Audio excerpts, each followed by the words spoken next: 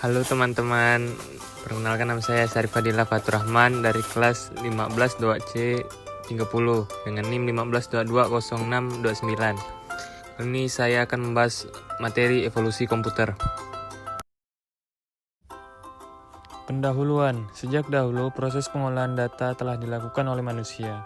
Komputer yang kita temui saat ini adalah suatu evolusi panjang dari penemuan-penemuan manusia.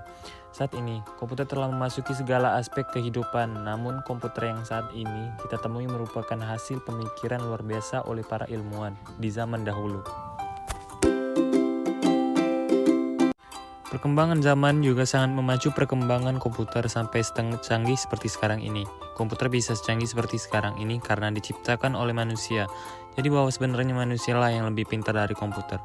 Berbeda dengan fungsi komputer pada awalnya, yang hanya berfungsi sebagai alat hitung matematika, namun pada dasarnya komputer juga menggunakan konsep matematika.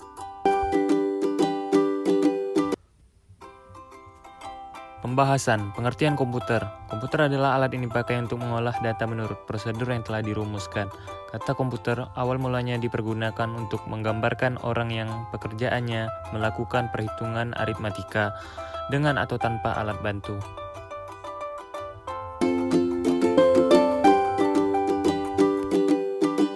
Generasi pertama. Komputer generasi pertama berawal dari tahun 1942 sampai 1959. Komputer generasi ini disebut juga sebagai komputer dinosaurus karena ukuran relatif besar, mirip komputer induk atau komputer utama.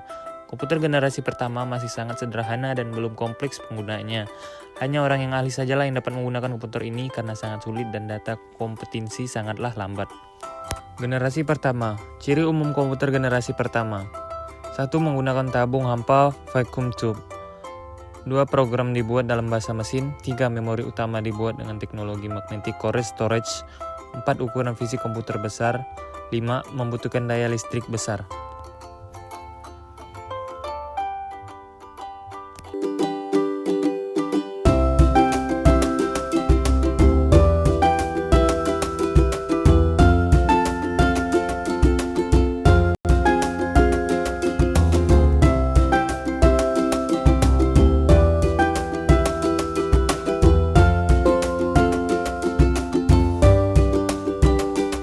Generasi kedua. Perkembangan komputer generasi kedua pada tahun 1948, 3 orang fisikawan Walter Brain, John Braden, dan William Barnard menemukan transistor yang menggantikan tabung hampa vacuum tube.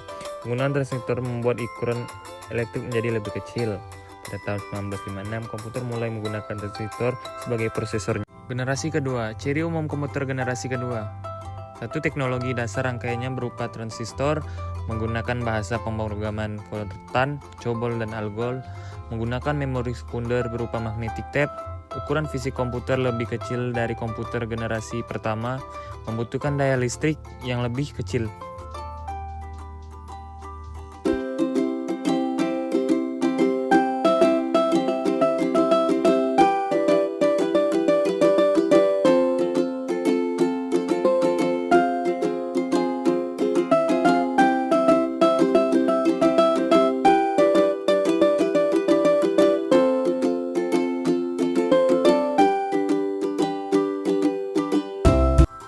Generasi ketiga. Komputer generasi ketiga merupakan komputer yang diciptakan pada rentang tahun 1994-1970. Komputer generasi ketiga ini dicirikan dengan penggunaan integrated circuit yang menggabungkan beberapa transistor di dalamnya. Hal ini yang menyebabkan komputer generasi ketiga memiliki ukuran yang jauh lebih kecil dari komputer generasi pertama.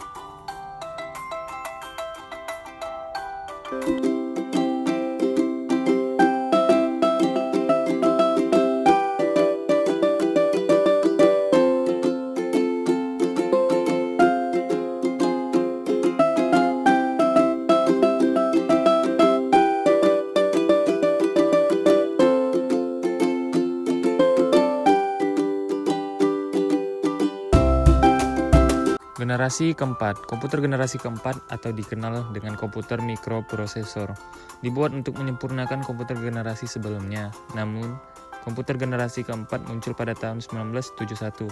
Pada komputer generasi ini menggunakan chip sebagai komponen utamanya. Chip tersebut merupakan gabungan dari komponen integrated circuit atau IC dan komponen listrik lainnya. Ada beberapa ciri khusus komputer generasi keempat. Berikut adalah ciri-cirinya. 1. Isi lebih kompleks dan lebih terintegritas. 2. Menggunakan LSI, Large Scale Integration, yang merupakan pemadatan ribuan IC menjadi satu chip. 3. Dikembangkan VLSI, Very Large Scale Integration, yang dapat menambung hingga ratusan ribu LC.